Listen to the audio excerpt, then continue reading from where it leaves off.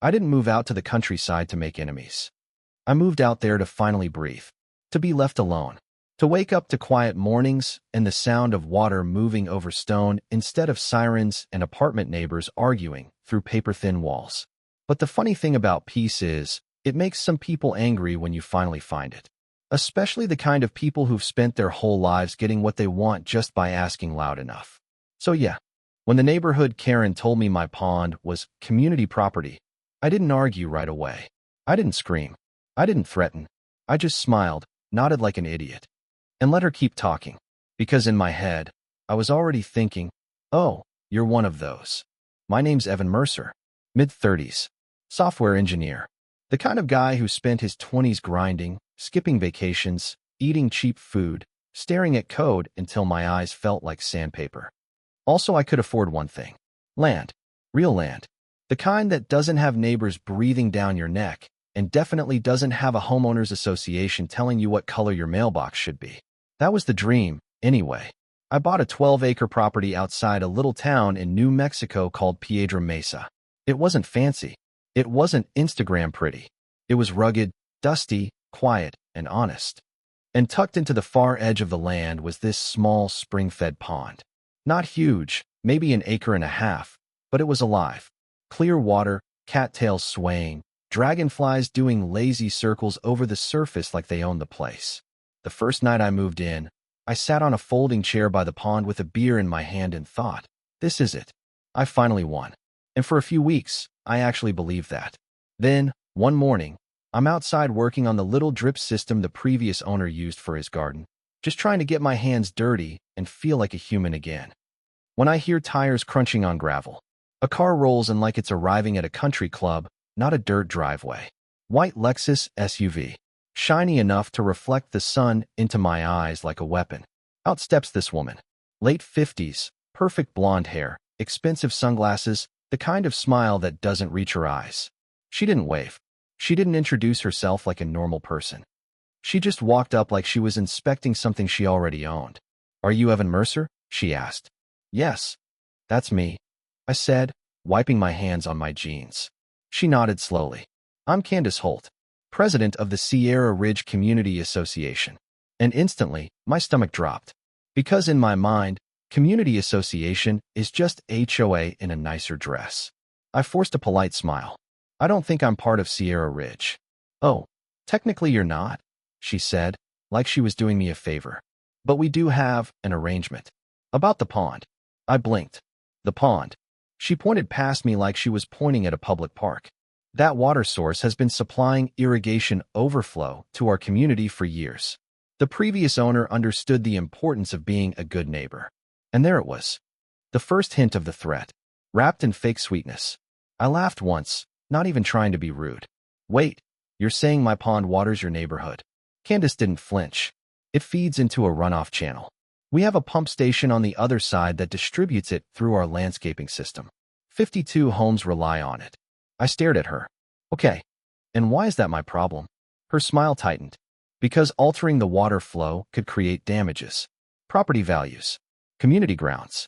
We expect continuity. I could feel my brain trying to stay calm while my instincts were screaming. I stepped toward my porch and grabbed the folder I kept for property documents, like I was about to show her I didn't just fall off a truck yesterday. There's no easement on my title, I said. No disclosure. No agreement. Nothing. Candace leaned in slightly, like she was sharing a secret. It wasn't formal. It was cooperative. Then it ended when the old owner sold. I said, because I didn't agree to anything. Her voice dropped. That's not how shared resources work, Evan. Shared resources. She said it like she was teaching a toddler. I looked her dead in the face. It's not shared. It's on my land. Candace's expression changed. Not angry exactly. More like I just broke the rules of her universe. All right, she said softly. We'll handle this the proper way. Then she turned, climbed back into her Lexus, and left like she was bored with me. 2 days later, I got a certified letter. Not from a neighbor. From their association's law firm. And the letter basically said, in legal language, that my pond was considered a long-established water resource benefiting the Sierra Ridge community, and that I was forbidden from interfering with it in any way. They demanded access to my property for maintenance inspections and claimed they had rights based on continued historical use. I read it twice. Then I just sat there, at my kitchen table, staring at the paper like it was a prank. Then I did the thing I didn't want to do. I hired a lawyer. His name was Nolan Price. Real estate attorney. Calm guy. The kind of man who looks like he's been through enough fights that he doesn't get excited anymore. He just gets efficient. He read the letter and sighed. They're trying to claim a prescriptive easement. I frowned. Meaning they're arguing they've used that water openly and continuously long enough that the law might recognize it. Even though it's my property? Nolan shrugged. They can argue anything. Winning is different. What are the chances? He leaned back. Here's the key. Prescriptive easements usually require hostile use, meaning without permission. If the previous owner allowed it, that can kill their claim. Good, I said. Then we're fine.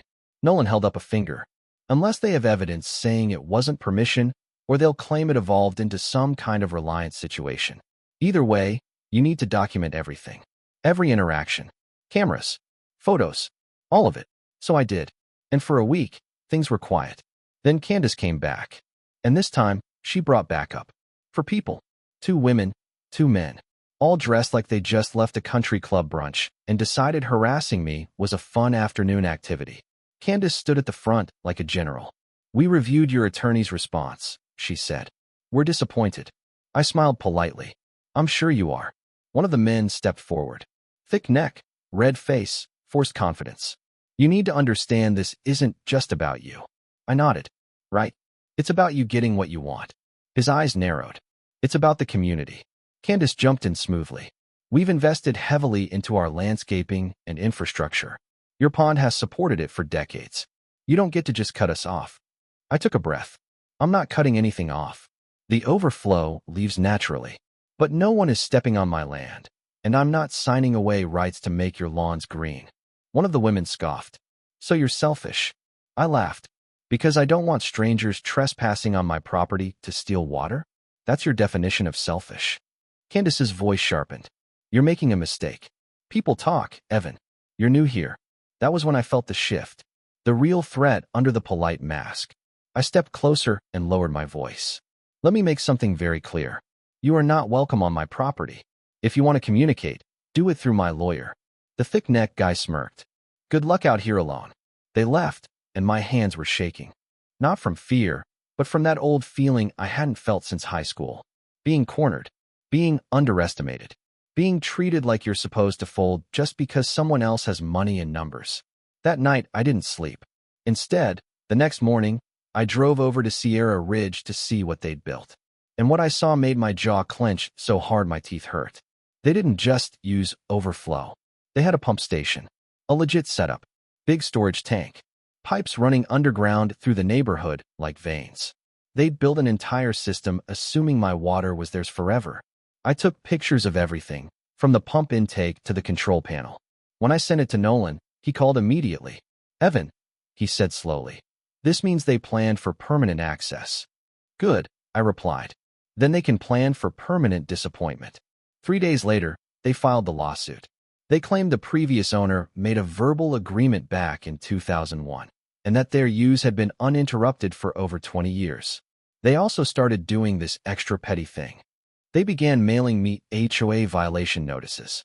Like I was part of their neighborhood. Unapproved fencing. Improper vegetation. Unauthorized agricultural use. I stared at the first one like it was written by a lunatic. Then they sent another. And another. Each one more aggressive. Fines stacked up. Threats about liens. Threats about enforcement. Nolan sent a cease and desist. Their response. They amended the lawsuit to claim my property was incorrectly excluded from HOA boundaries and should have been included all along. That was when I realized I wasn't dealing with normal people. I was dealing with a cult that worshipped landscaping. And then the sabotage started. One afternoon, I noticed my pond level slightly lower. Just a little. Enough to make me pay attention. I walked the edge of the overflow channel and found fresh digging. Someone had carved a new route, diverting more water out of my pond toward their runoff line. Made it look natural, but it wasn't. That night, I installed cameras. 2 nights later, motion alerts woke me up at 2:17 a.m. 3 figures on my land. Flashlights. Tools. They were trying to install a pump. On my side, I called the sheriff. Deputies rolled up, Lights off, quiet as ghosts. They caught the trespassers mid-install.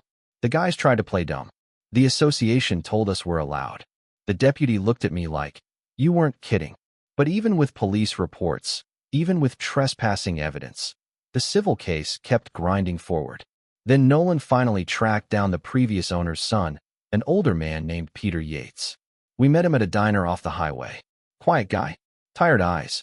He looked embarrassed before he even spoke. Yeah, he admitted, stirring his coffee. They asked my dad years ago if they could use the overflow. Dad said sure, because it wasn't hurting anything. But he refused to sign an easement. Told them if they wanted rights, they had to pay. So it was permission, Nolan said. Peter nodded. Always. No paperwork. No payments. Just people taking, and my dad not caring enough to fight. That affidavit was gold. A month later, the judge denied Sierra Ridge's request for an emergency injunction. Candace looked furious in court, like she wasn't used to hearing the word no. And that's when the harassment turned ugly. Billboards popped up near town. Water crisis, community threatened. Anonymous mail showed up in my box calling me a thief. One morning, someone painted water pig on my gate in red spray, paint like I was living in some low-budget horror movie. Then, one night, I woke up to the smell. Chemical. I ran outside with a flashlight and saw dead fish floating near the shore. Empty containers on the bank. My cameras caught two masked people dumping something into the pond at 3 a.m. This wasn't petty HOA nonsense anymore. This was criminal. The sheriff's department brought detectives. They traced the chemical purchase back to one of Candace's board members. And when the pressure hit, she folded like cheap laundry.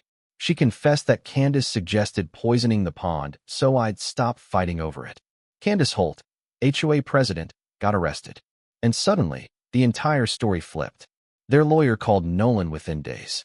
They wanted to settle. They offered to drop everything if I didn't sue them for damages. Nolan looked at me and said, counter. So we did.